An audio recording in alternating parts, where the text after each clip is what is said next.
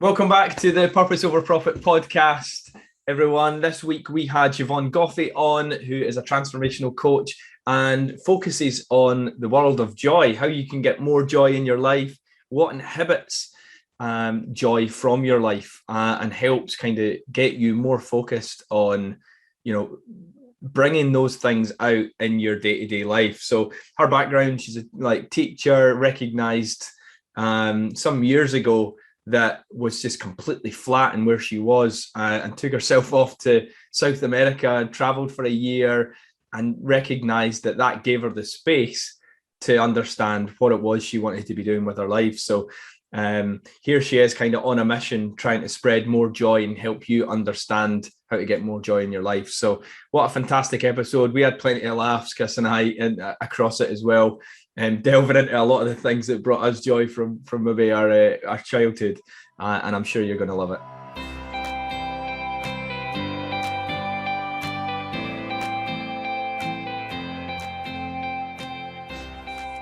So welcome back. This week we've got Siobhan Goffee on the podcast talking about all things joy. This is something which hopefully it should be quite a joyful podcast, I'd hope. Siobhan, how are you? I'm good, Darren. I'm very, very pleased to be here. Thank you for asking me. No problem at all. Obviously, as always, I've got Chris with me as well. How are you, Chris? I'm good. I'm really excited to talk about joy and the misconceptions of what joy brings as well, which is fantastic. Dive into that, which I'm looking forward to. Yeah, good stuff. So yeah, I mean, Siobhan, you and I have known each other for maybe just a little over a year. Yeah. We're both coaches. You focus on, largely on joy, which is why I've asked you to kind of come in and speak about this. But of course, joy kind of feels like it's one of those subjects that feel like, isn't that just something that comes naturally, I guess, to us? But so it'd be good to kind of unpick that and understand why it does feel like there's almost less of it going around just now than I've ever been aware of, and why that's the case. But yeah, do you want to maybe just give us a bit of an insight before we get into that? Just a bit about you, your background, I guess. What's really brought you to this point? Well, it is. I said to you just before we came on air that it's kind of been a bit of an adventure in joy, and it started from a point of view where I just realised I didn't have a great deal of joy in my life. I'd been a teacher for years. I then went and worked at a university and trained teachers. And my life was busy. Like, it looked lovely from the outside. I had lots of friends. I was living in London, doing lots of exciting cultural pursuits, all this kind of thing. But I kind of was left with a kind of feeling that there was really something missing from my life. I just didn't feel very happy. And it kind of felt quite specific. I just felt really, really flat. And my barometer for those kinds of things is music. So I am kind of disproportionately interested in music. And if I find that I go to look for some music to listen to and nothing sounds good, I don't want to listen. Nothing can perk me up. I thought maybe you were going to say you're listening to the Smiths or something like that, or it was just like No, the Smiths bring me great joy. Actually, they're my favourite band. The Smiths are my favourite band. Yeah. So, but nothing sounded good. And then I went to work one day and I sat down and I was planning a lecture. It was something I'd done a million times before, and I couldn't do it. It was like my brain had slipped out of gear, and I couldn't get my thoughts together to sort of complete this simple task. And it brought me up really short. I realised that there was something really amiss, but I just couldn't put my finger on it, other than that I felt joyless and I really wasn't very happy. So I didn't I didn't take a sort of a kind of gentle solution. I handed in my notice, jacked in my job, rented my flat, and decided that I was going to spend what was left of my savings on traveling around South America for a year. And because that's where the joy is, Right, well, if there's a kind of place in the world that I would kind of say that joy kind of lived, it is probably South America, and I've never been. So how was that? It was amazing, and it was amazing for lots of reasons. So I didn't speak Spanish, so I had to learn Spanish. I trained as I taught English for a while. We trained to teach English as a language. I lived up in the mountains in the Andes in Cusco. Like my view was the altitude was something crazy. I had to go up 400 steps to get to my flat every day at high altitude. So, I got really fit. But I was surrounded by nature. I was learning new things. I was meeting new people. And I felt this overwhelming kind of feeling of happiness that was really specific. It was kind of easy. It was effortless. It was, I would describe it as like a feeling of delight, just a feeling of total delight in everything that I was doing. And that really is the definition of joy, like an effortless feeling of kind of pleasure or delight. And I knew that I was going to have to go back and get a job. And I knew it was going to be quite hard because I was going to change career. And so in my head, there was just like, how do I hold, obviously when you're in the mountains watching condors flying and, meeting interesting new people, it's easy to feel joyful. But how does that translate when the clocks have gone back and it's dark and you're worrying about paying the bills? How do you maintain that? Is there a way of doing that? And that was what started to inform my coaching when I retrained. That's so interesting. I mean, the fact that you've been to South America and done all this, I mean, did you go alone or did you go with somebody you knew? No, I went by myself, and I'd never travelled by myself before. I'd travelled with friends before, and when I was young, when I was like 21, I finished university. Me and my friend went and travelled around Southeast Asia, but that was very different. That was to show my age now, it's like an 1830s holiday for 6 months when we did that. But this was living somewhere. I lived, in a number of places in South America, and so that funny thing, like people would say, "Oh, I can't believe you've done that," and I would, in my head, I'd always just think, yeah, but I'm not really the sort of person that does that, and yet I'd kind of done it. It didn't feel like a big deal when I was actually doing it. I love that. I mean, I'm actually, sadly enough, old enough to know what 18 to 30 is as well, to be fair. But I love the fact, I wonder what your family and friends must have thought, whether or not you're having some kind of midlife crisis or breakdown, to go and discover joy, to have that kind of crisis moment. Even your teacher, even your peers and your colleagues must have been like, what are you doing? Yeah, but that was a really interesting thing, actually, Chris, because I expected to be judged exactly that. Oh, God, she's having a midlife crisis. It's a bit embarrassing. What's she going to do? Why is she jacking in? I was working at a world-leading university. Why is she jacking in a perfectly good job? But actually, that was not what I got back. What I got back was, good for you. I wish I had the balls to do that. I'm really excited for you. That's actually what I got. It was the absolute opposite of what I thought it would be, which was really interesting. And was there something about South America, I guess, that I know I joke about, like that's where joy lives, right? But what was it about South America? Was it the music? Was it the culture? Was it language? Carnivals? Yeah, all of that. But really specifically, I knew I wanted to go to South America. I knew I wanted to learn Spanish. I knew I probably wasn't going to learn Portuguese as well, but I hoped I might be able to sort of get by. But it was specifically, do you remember that series, The Cities of Gold? It used to be on the BBC at tea time. It was about the Incas.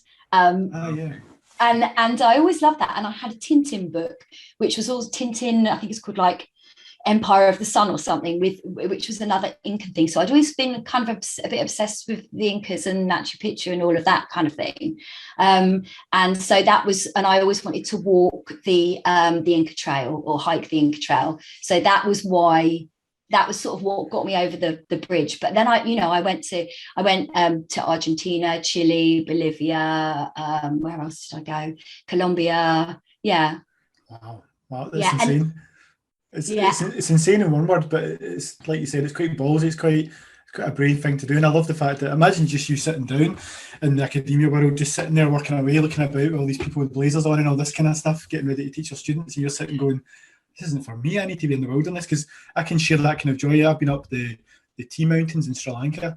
I went to my honeymoon up there, and it was like thousands of feet above water, where your ears are pinching and everything else. It's freezing, but you look out and it's just this most blissful scene you can ever imagine. So I can imagine working that every day must have just been tremendous. Yeah. There's just that thing about like putting yourself in nature. That's definitely kind of part of the joy. And then, but there's also like forcing yourself to meet new people and do new things. Like you've got if you've taken that step, then you kind of haven't really got anything left to hold you back. So I did things that I never would have done. I went paragliding off the cliffs in Lima, and I did all the, I can't explain to you how unlikely it is that I would do that. I don't even like to go for a run, I would, I sort of like did all these treks, and it was like almost like having nothing left to lose, I suppose. You've taken the step, you might as well go the 400.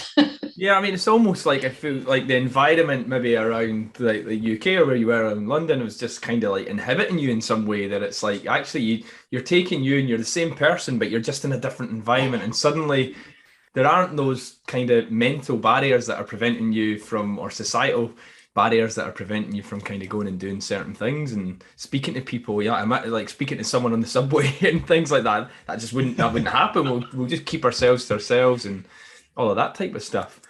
So like one of the number one things that stops people from feeling joy is being too busy. It's this idea of productivity that like joyful things are a reward. They aren't something that you inherently need to keep yourself going and to like, feed your soul, really, I suppose, for want of a better expression.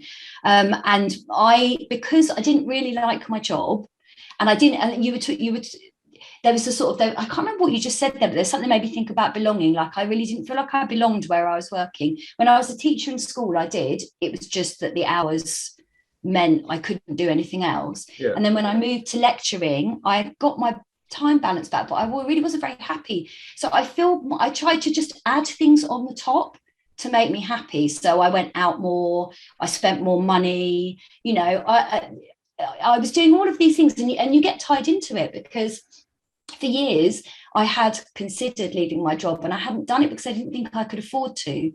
And actually, when I started to create the space and started to behave in a way that made me happier, I don't think at the moment I'm even earning half what I earned in my last job, where I, employed job rather than being self-employed. But there's no competition about where I'm happier.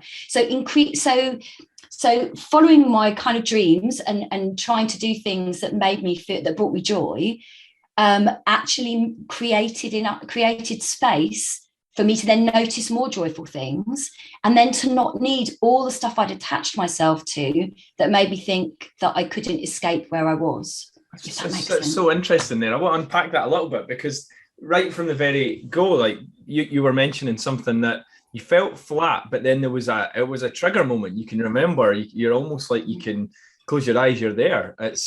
You're sat down ready to go and work, and it acts like nothing. You couldn't plan that lesson. You could not do it. And I wonder whether like that trigger point, the fact that there's been such a build up, kind of created that like quite a significant change. It's not right, I've decided that I'm going to make a change and I'll work towards that in the next few years. It was like, no, right, like I'm handing my notice, flat's up for sale, and I'm away for a year. So I wonder, I guess, whether there's something in there that's, do you think it's possible that would be something that you could have managed better and more proactively focused on your own joy to not have such quite a adverse reaction? Or actually, did the adverse reaction need to happen? Did the getting to South America have to happen to give you that space to almost know what it is that you want? I'm really glad it did, but it was quite an extreme response, and I don't think that it has to. That it would have had to have get that far, because had I paid attention to my own joy and what I really wanted for my life, and listened and thought about my values and followed what my values, my number one of my core values is joy, followed what my values told me, then I could absolutely have avoided that. But I think the thing is that day-to-day life and just to get a bit political, but when you think about like kind of policing joy and inhibiting joy as being something that sort of is for totalitarian regimes, like the Taliban come back into Afghanistan, and then there's a crackdown on women, and it's joyous things, being able to go where you want and have freedom. It's things, how you dress, You know, some of the first people to be executed when the Taliban came about were musicians. So we know that kind of totalitarian regimes, that's what they do. But actually, our capitalist democracies have got a similar thing going on of policing joy, and it's about productivity. It's about the fact that the relaxation is bad. I'm a coach, don't get me wrong, I'm all for setting goals and going for it, but the idea that you only get your joyful moments as a reward for doing something else, that feeling of like when you haven't quite finished your to-do list and you sit down to try and watch a film or whatever, but actually you can't really relax because you feel like you've been a bit naughty and you don't really deserve to be experiencing that joy. And that's why, the political stuff is one side of it, but I love when you mention even just from a personal aspect as well, where I've seen it in some of the stuff you've written, it's taking those moments of joy and understand what those moments are, because there's a difference between happiness and joy. It's living in that moment of joy. So even like at the moment, my work is unbelievably busy, but what I'm doing is I'm taking those moments of joy and making sure that they're really authentic and we're really living that moment. So like even last night, bizarrely, my son wanted to know how to make an omelette. So I was showing her how to make an omelette, a prawn omelette. So we sat and did that together. And my daughter as well, we're doing a presentation together. And these little moments of joy, you get to work with each other and you just sit with a focused time period. And you're right, it's very different, I believe. I think we're all the same actually, where once you've released the shackles of what the life was, and then you step out and you could become your own person and then own what you want to become, then you find that joy is better. You can understand that you can work for less money, you can have more time, and you can actually value yourself more as well. And I think that's quite important as well. How much do you think that comes from societal structures, Siobhan? Like I know you mentioned like from a political standpoint from where we are, but I'm writing down like the normal working week. What is normal? But 50, 60-hour weeks was what the norm was, what my wife and I used to work in the corporate world. You were working 5 days a week, and that's you set up from what, 20 years old to 70, maybe even 75 by the time you actually get there from a pension. But it's like this idea that you've got to sacrifice now, so work the 5 days to enjoy 2, work the 50 years to enjoy whatever you've got left at the end. And there's something so counterintuitive and sad about that but that is a societal structure. I don't know anyone that's ever prescribed that to me, but it's a rule that I've seen and observed and thought, that's just normal. That must be what I have to do. And I think more than anything that you've said there, that's where my mind was going to, just around that kind of corporate full-time sort of working environment. And actually, is there a way that could just be completely blown up and redrafted? Like, what would you want it to look like? Well, I think that we are in a place where that's possible now, because what we've just been talking about there, if you like, so my like a history teacher, and I studied history, so I love like looking at where all this stuff comes from. But the answer is industrialization, isn't it? Because before industrialization, there wasn't flexibility, I suppose, in the sense if you were working on the land, you had to work in the seasons, but it had a rhythm that kind of was outside of the workplace. It was a rhythm that was with the rest of life. Whereas industrialization is all about whistles and timesheets and all of those kinds of things. Like every season, summer, you need to be harvesting all year round. Yeah. Whilst also doing spring simultaneously, planting all the new stuff too.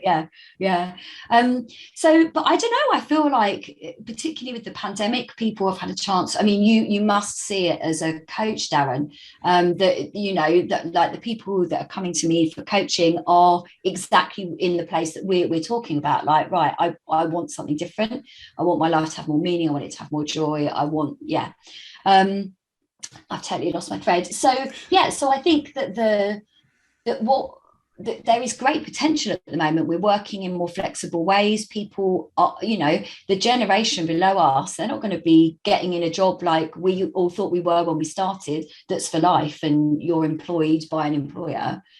I thought I'd keep on teaching till I was 60 plus, that.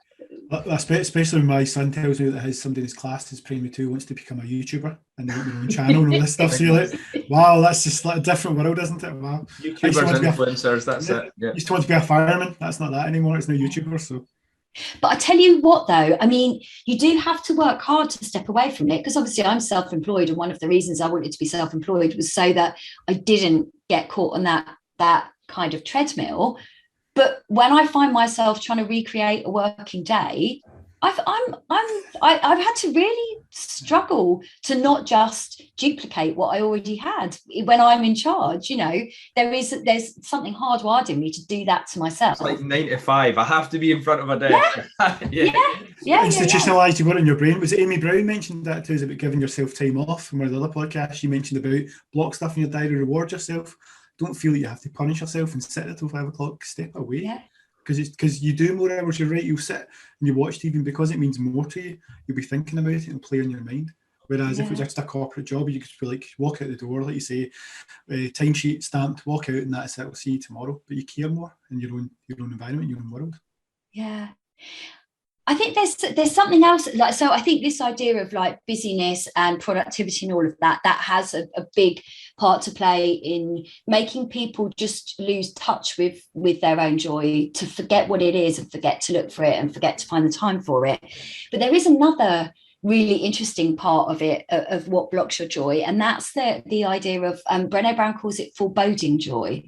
And that's so that if you imagine as a parent, you're watching your child sleep and you have that moment of absolute pure joy and delight where you're just like, I've created this perfect thing, like, and in that moment, you might also just imagine something really bad happening, because she describes joy as the sharpest edge, because it requires great vulnerability to let joy in, to feel that vulnerable, to love someone that much in the case of your child, or to want something that much. And so what we often do is we try, our brain is hardwired to protect us from danger. So actually experiencing joy can feel quite dangerous. Sometimes it can feel quite really risky. And we'd often rather dull the joy to avoid the pain and the disappointment that we could get by fully making ourselves vulnerable and experiencing it. And that really chimed with me, that idea of that I had kind of dulled down my most joyful things, because the thought of losing them or not getting them or whatever felt really risky. So it sounds like you and Darren are quite similar, because Darren's jumped out of a plane before. He was always afraid of that, and that's that joy element. You've got to get past that fear and worry. Yeah. To feel that joy. Like you said, was it paraglide? You skydive? Was it? Yes. Paragliding. Yeah. It's so interesting. I mean, I'm trying. When you were talking there, I was trying to think to myself, have I ever had that? Like, usually, if I'm getting moments of joy when my kids are sleeping, it's because they've got to sleep.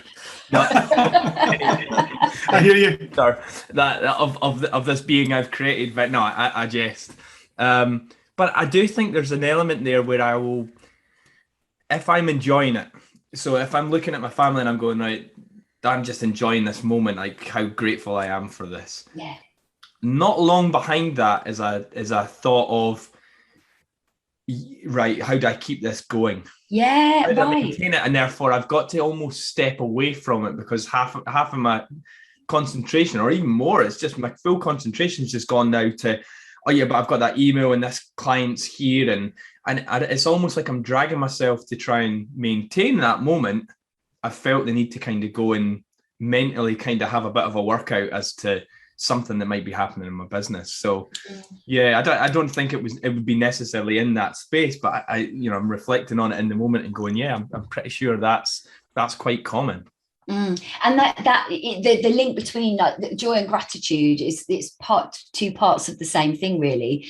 So in becoming aware of what makes you feel joy, keeping a lookout for it, and remembering to just take, I'm talking about seconds here, just taking seconds to appreciate it. That is a form of gratitude practice, and it's a form of mindfulness, because it helps you to be in the moment, and it helps you to appreciate that thing for what it is then and there, and not be looking into the future or looking into the past. And I think that's, I talk to like my clients about having a joy practice.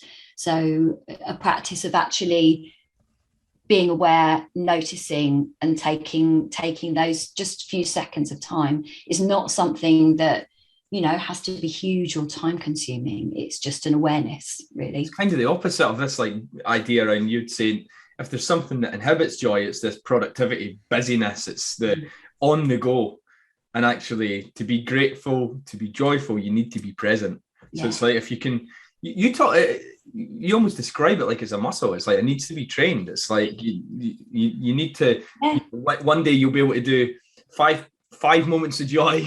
The next month you might be able to do 6 and 7. It's almost like trying to stretch that presence to be able to recognize the joy in your life.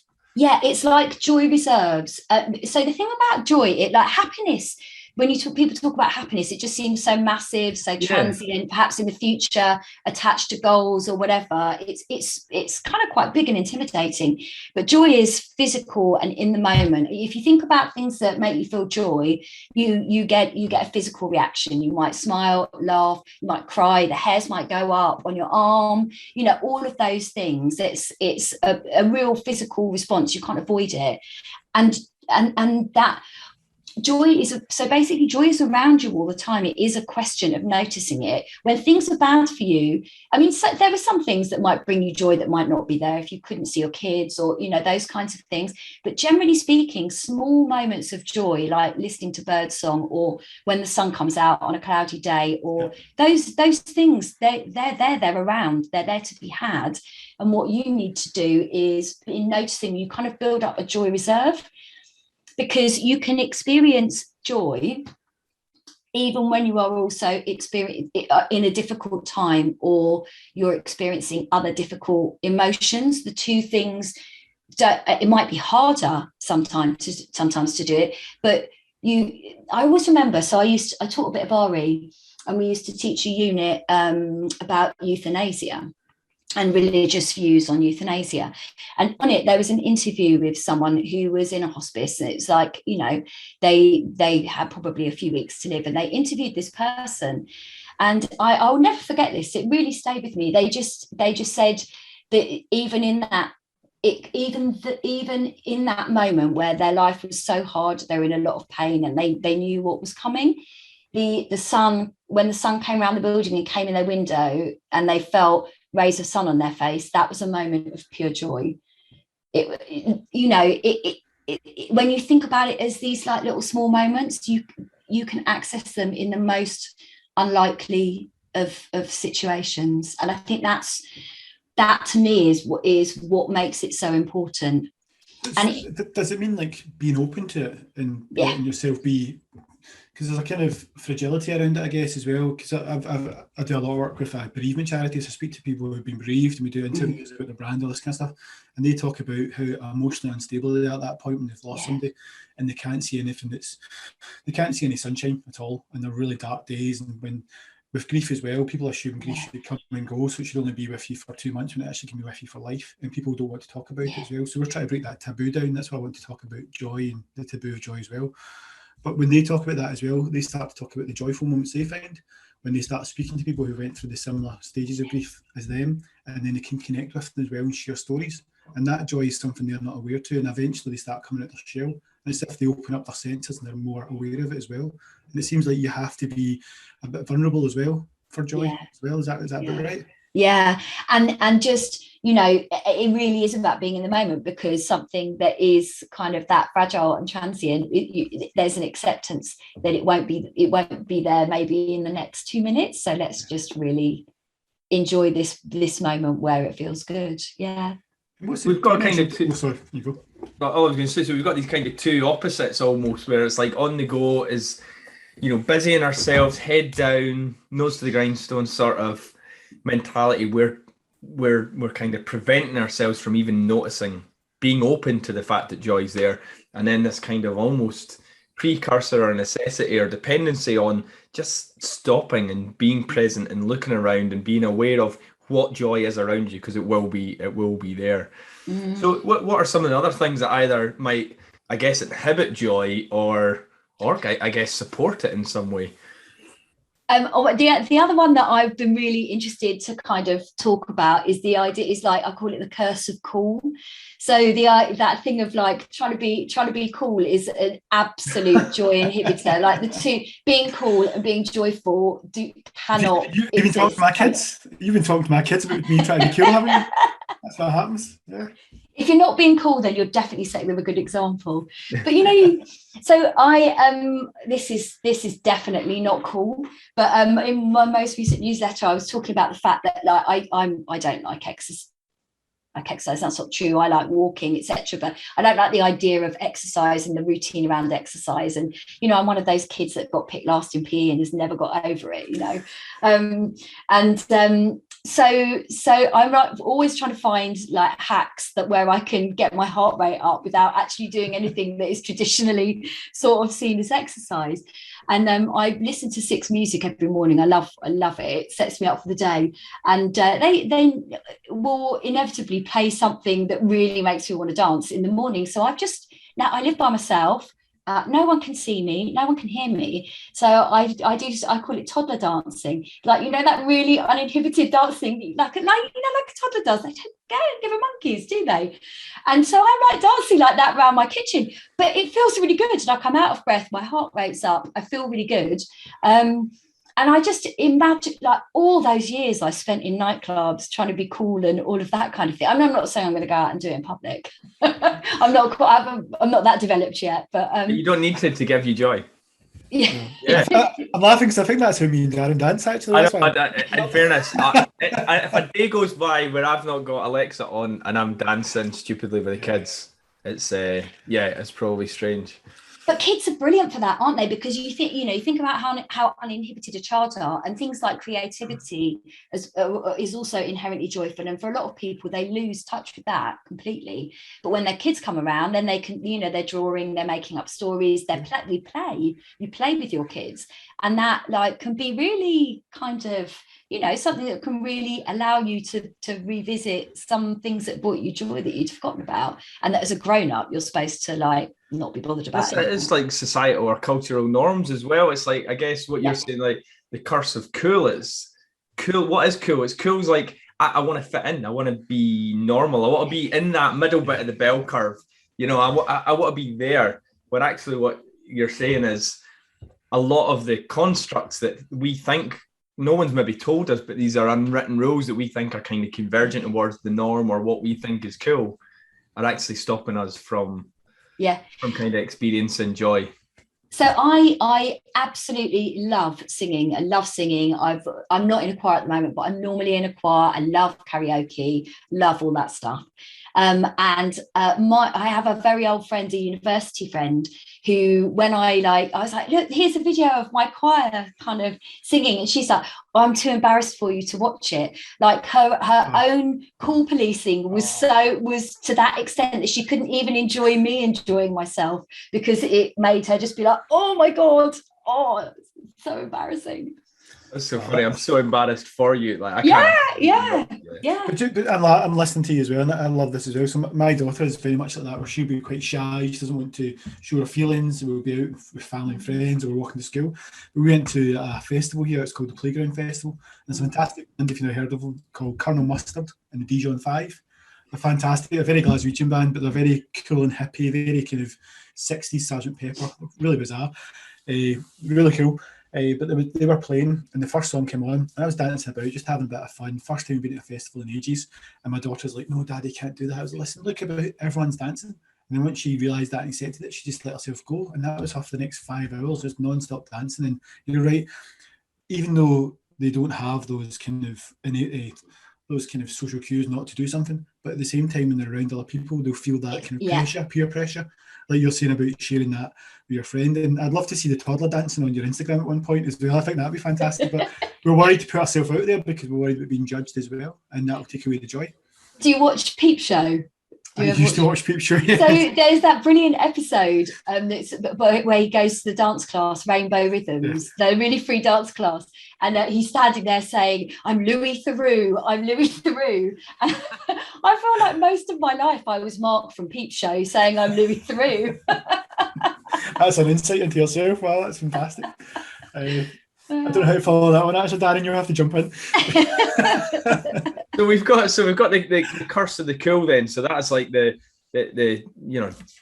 busy, getting busy and productive, or kind of always being on the go. And then we've got this idea of like just like almost try to unwind that and be, I guess, to focus more on joy is like, what would be uncool? What are some of the stuff that you know you enjoy, but you don't do because you think that it's not cool in some way? Yeah, it's like self-policing, isn't it? It is like the ultimate act of betrayal to yourself, trying to make yourself be cool, like knowing that you want to do something and not letting yourself do it. Yeah. The other thing, the final kind of blocker that I was just thinking about was this idea of that concentrating on your own joy is somehow selfish. And I think particularly with women I work with, I think this is a thing, but I'm not by any means trying to say it's an exclusively female feeling.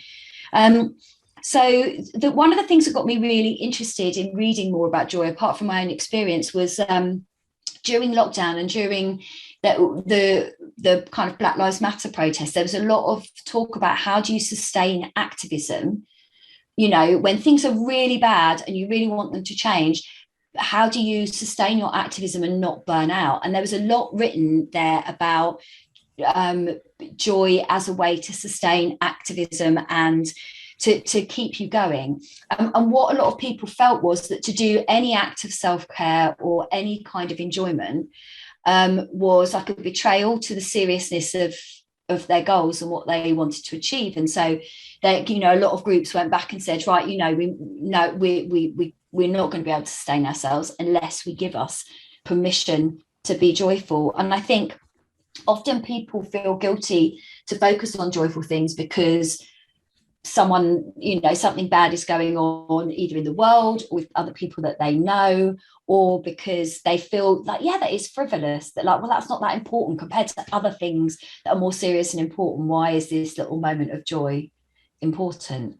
And I think that can be, really inhibit people from being able to sort of fully experience their joy. It's trivializing it. It's almost thinking about, there's lots of these, like, you've got, existential risk in the world, like thoughts of disease wiping out the planet that we've obviously just been through. You've got thoughts of climate change here in like Glasgow. It's like you've got all of these big like questions around us, and then that's before you even get into any of the Me Too movement from it, a few years ago, Black Lives Matter, all of these other cultural kind of problems we've got. And therefore, it sounds like by focusing on joy in some way, that is somehow undermining all of these really serious matters. I always keep thinking about when you were speaking there about, the guy that cracks a joke at a funeral, and how just you can just feel the energy in the room just change like that in such a magical. And that doesn't do anything for undermining the feeling and thoughts that people have for the person that's sadly left their lives. But all it's doing is kind of changing the energy, and it's kind of almost, it turns into celebration. It turns into celebration of life, doesn't it? Then a kind of remorseful. But I guess they don't have to go. My point is, it doesn't have to be one or the other. It's not like it's undermining anything there. It's like, if you were able to keep joy as part of an active movement, if it's Black Lives Matter, and therefore the people who are supporting that movement would also be happier in that space. They're already on board with the mission, but it's just about how can you kind of incorporate some of those maybe lighter, more enjoyable, joyful moments kind of, in that mission at the same time. And joy and hope are again inextricably linked. Like, to feel hope, you can't feel hopeful without some joy reserves, without the expectation of some joy or something better. So I think that the course that I run was originally called Joy as an Act of Resistance, because I kind of wanted to really highlight that idea that this is not something wishy-washy. This is something really important and life-changing, and like that will nourish you and help you to achieve whatever you want to achieve. It's not something fluffy and light and unimportant. That's a really nice topical course name, if you like. I think that's a fantastic name, get you thinking as well. And I kind of want to jump back a second, because we talked about the youth's generational, about people being younger. Obviously, looking at Industrial Revolution and everything else and how people have been working, I wonder how joy was instilled back then and how slowly it's starting to be accepted more, that you can accept joy, because I'm thinking about my kids and the kids after them and all this kind of stuff, and the way the world's changing with the LGBT plus and everything else, how everything's a bit more open and everyone's free to talk about stuff and they're just sharing their feelings more as well. And I wonder how that works. I mean, you do a lot of work with youths as well. How do you see that working with the youths compared to adults? Is there a bit of a change there? Yeah, I think it's interesting. There's less difference than you would think, because I think I work with teens and they absorb those societal rules very quickly. I was talking to one of my students and I was asking him to tell me about, something, when did he last really enjoy himself, and he was just describing making a den, and he said, I suppose I'd just call it harmless fun, miss. And that really struck me, this sort of like 14-year-old boy suddenly realizing that actually he liked just having harmless fun with his friends. And again, that was not very cool, and that was certainly not very street. I'm working with kids in a sort of an urban area and all of the kind of challenges that might present. And I just that really struck me, that kind of, oh yeah, I suppose it was just harmless fun, wasn't it? I think, I don't know. I think I know what you're saying about, think there is so much potential, isn't there, to a lot of the people that I met when I was traveling were people in their 20s. I had loads of friends in their 20s when I was traveling, and I just was so impressed by how free they were prepared to be. But they also, of course, then have I know we have the pressure of climate change, but ultimately it's generations younger than us that are going to bear the brunt of those kinds of things. And a lot of them were Americans, and so their political situation at that time was and still is very difficult. So I think young people need it as much as ever, and I think they have also those pressures of social media that that on the one hand, that like politically you would hope people are becoming more broad-minded, and social media is brilliant in helping with that. But on the other hand, the way it's used to sell inherently leads to kind of all sorts of stuff around body image and, like FOMO and all of those kinds of things. Yeah, so it's a very dangerous place, isn't it? Yeah. Especially when you think about it, when we grew up. I mean, I seen a picture you drew as well. Was it you put up saying that you thought you were going to be an artist? Was it on Instagram? Yeah, I loved that. I absolutely loved it. That brought me joy. I was walking home researching this, and I looked at that, and you were saying, "Who guess who this is?" And it was like picture 4. I was trying to guess who, and I loved the joy, I loved the comments, and that made me laugh. And in that moment, I got to appreciate it. So again, what you're putting out there content-wise brings people joy. So I thought that was fantastic. So you're not an artist then, no? I'm definitely not an artist, no. And that wouldn't have been joyful when I was a kid. That was all about, is my drawing good enough, and do I like the right pop star? Are they cool enough? Yeah. But that absolutely cracked me up. I found all my old diaries. When I emptied my flat from 12 to 18, and I mean, I feel mean to my old self laughing at them. They were absolutely hilarious. At the time when I'd written, I know it's really bad, but I wish this girl in my class who'd not invited me to her party, and a boy I liked fancied her. I wish when she knocked her teeth out, the dentist had taken longer to cap them, and then she'd know what it was like to be me, to be unpopular like that. And it was just like, I was like, God, it's dark being a teenager sometimes, isn't it? Quite extreme emotions. Like, I don't know, when you were talking about like Uncool, I remember like not having, like, I used to listen to Queen on a tape. We used to just have a tape deck. It wasn't even like a stereo system. It was like something you'd find in an interview room with the police. That's all I had, and I had Queen Greatest Hits and some free Twix set that my dad had from the car that he got from the BP points. And I'd be listening to that over and over, and that was all the music that I loved. And I got to high school, and I went, I can't tell anyone like about this. Yeah. This is Queen, like, and I was like, that's just uncool. Like, that's like. You've got the physique of Freddie Mercury. Just in the I've got the voice as well. Honestly, I think you got the dance moves. And that's what I dance in the kitchen to now. So there you go.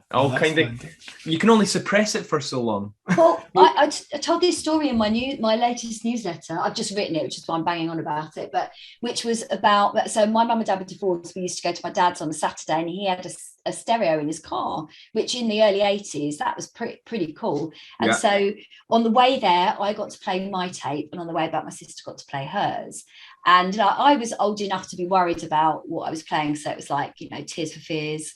I was, you know, like really keen on them. And she just used to play Wham, Make It Big, literally every week for about a year. She played it. Wow. And I secretly loved it, but there was no way I admitted it or listened to it like willingly. So I would sit there and I would really look forward to the journey home, because I knew she'd play Wham and I could sit there and like really enjoy it, and then but still go, oh my God, this is so uncool. Oh, it's so commercial. I can't believe you like Wham. But I like have an enduring love of George Michael from those years that like later as I got older, I was like, no, I always loved this anyway. But yeah. It's amazing how music can take you places. So when I normally do workshops, I'll normally, because most of them are virtual these days, I'll put on some music at the start. It's always my choice, because I always I ask people sometimes what they want, but don't really do that. But I'm a very different ilk, because my dad was a Londoner, so I like Bob Marley, I like the Rolling Stones, I like all this kind of stuff, Led Zeppelin. So I'll play that kind of music just to get people excited and in the mood, and then I'll say to them at the break, right, okay, you can pick the next song, and we do that, because it's a good way to kind of pump people up, get them joyful, if you like, before they move into something as well. It's a good mindset change as well. I think it's good. So that's the power of music, which is fantastic. So you're not an artist, but you love Wham. Yeah. Darren's a Queen fan. Big Queen fan. Yeah, big Queen fan.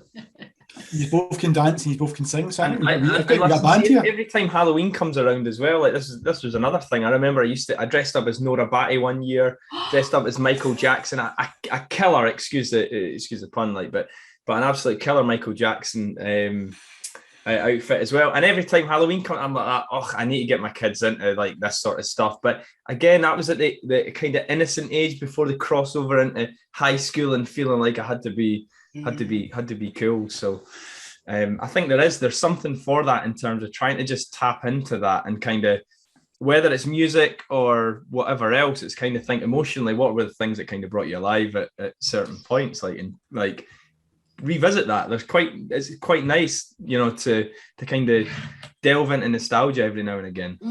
Well, on the Joy course that I run, which is now renamed Joy Spotting for Beginners, there are 2 units of that course that are about getting in touch with your joy, and it's really just a series of discussion questions of what brings you joy. So like things like what brings you disproportionate joy? So like the thing that is the smallest, most ridiculous thing, but that really makes you happy.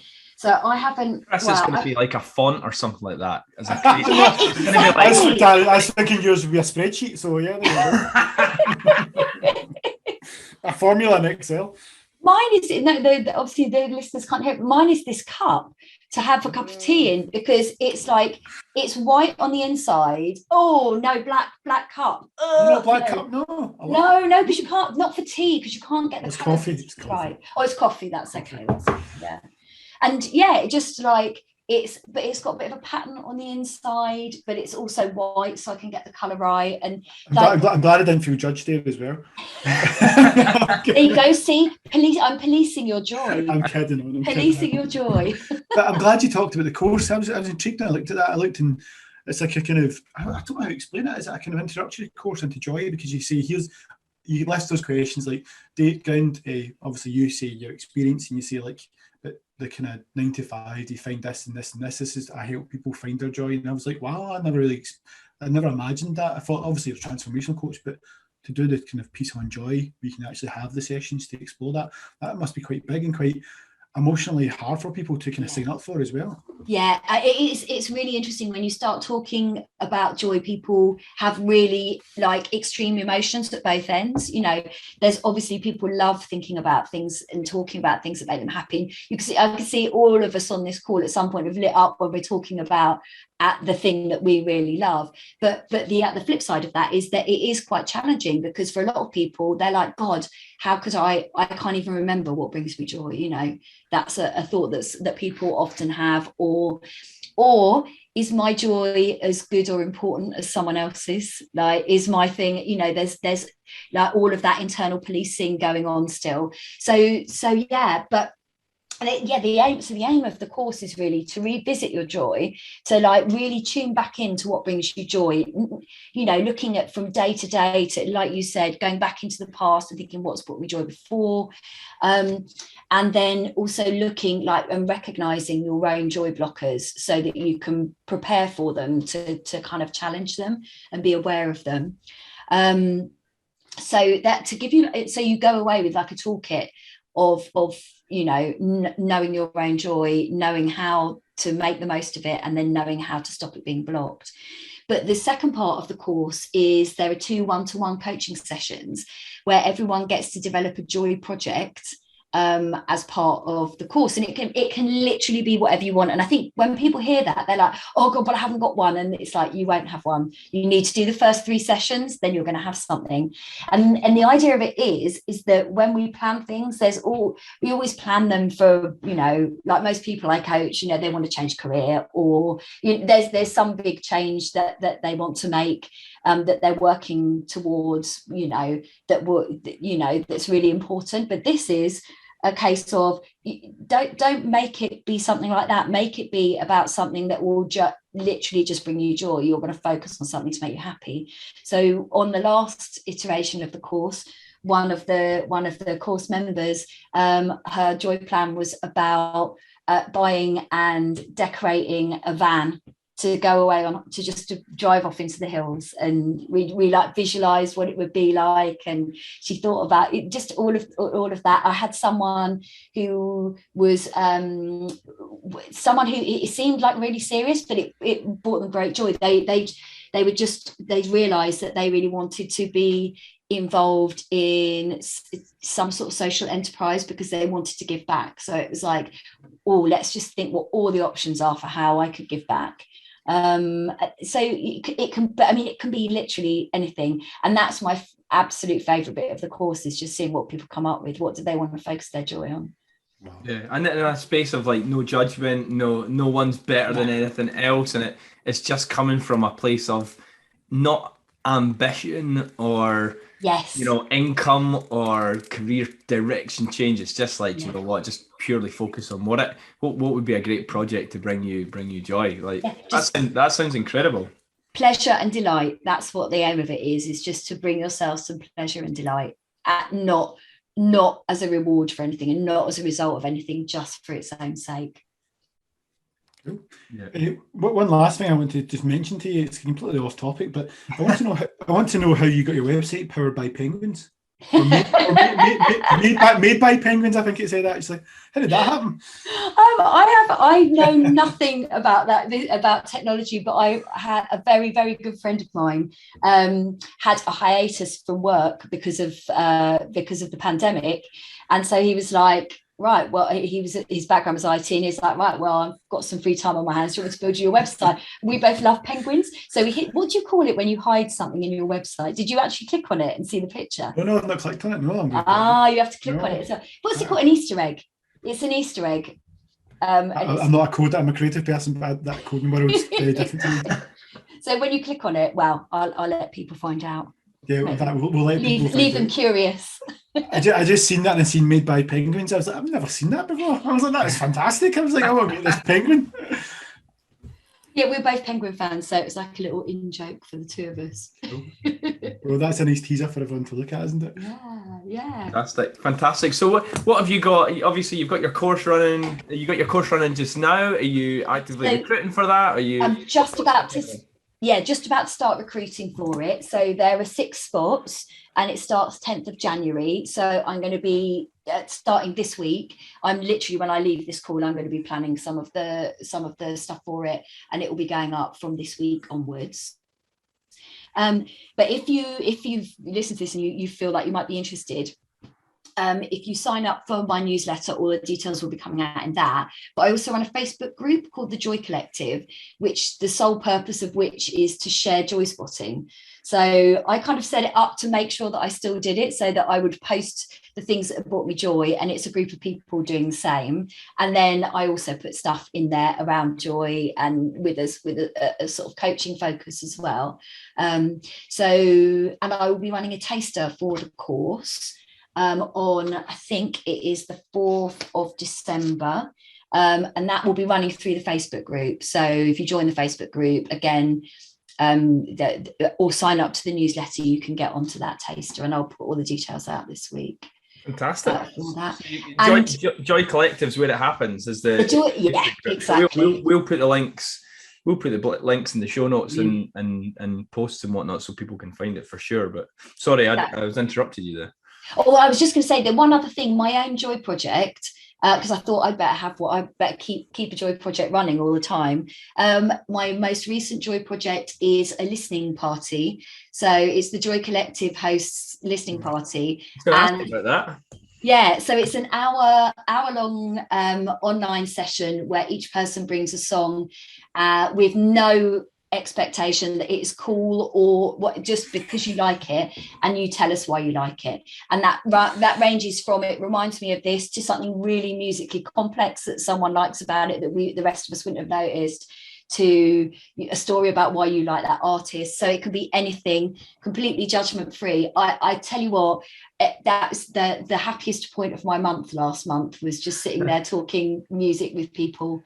So yeah, you bring one song each and then you tell us about it. And you can sign up for that on Facebook too.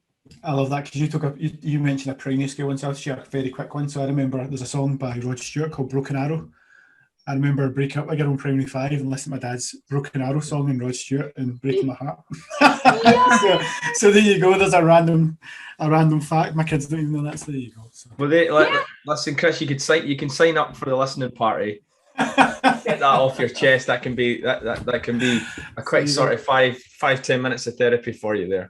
That brings me joy thinking about that, especially making me think about how you were thinking about the girl's teeth getting knocked out as well. So that's Thank you. I know, you're clearly a much nicer person than me, with more rational teenage emotions. No. we all have our bad moments, I'm sure. So it's been an absolute pleasure meeting you, Siobhan. Oh, and you too. Thanks so much for having me on, both of you. It's been really it's been an absolute joy to discuss joy with you. Not at all. And listen, I think I just want to kind of stop and recognize you as well, because when I was saying to Chris about bringing you on, it's like, what are we all doing, whatever we're doing for ultimately? Is it not all kind of leading to joy in some way, shape or form? Or at the very least, you want joy to be kind of hand in hand to joy in everything that you do.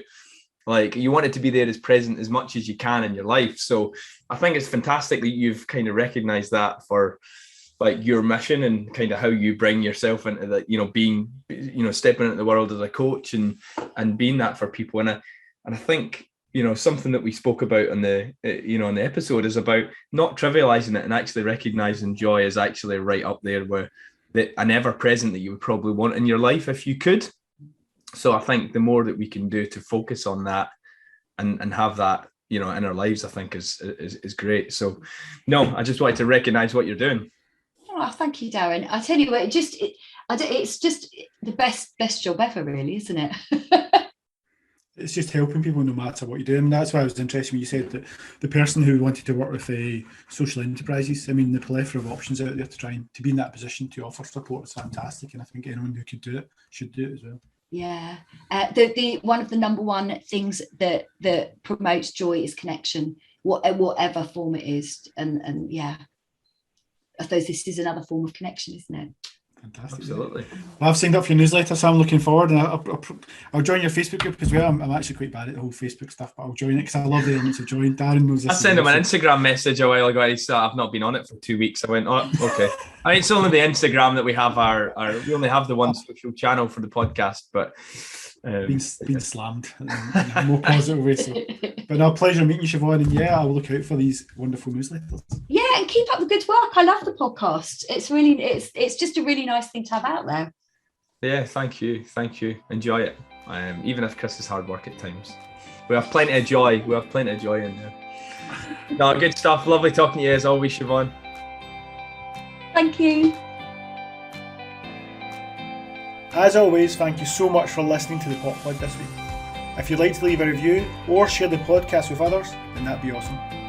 You'll find us on Instagram at the Pop Pod, and on Facebook we have a community group called Purpose to Progress that anyone can join. And we'll be back every Monday with a new episode, but until then, stay on purpose and we'll see you next week.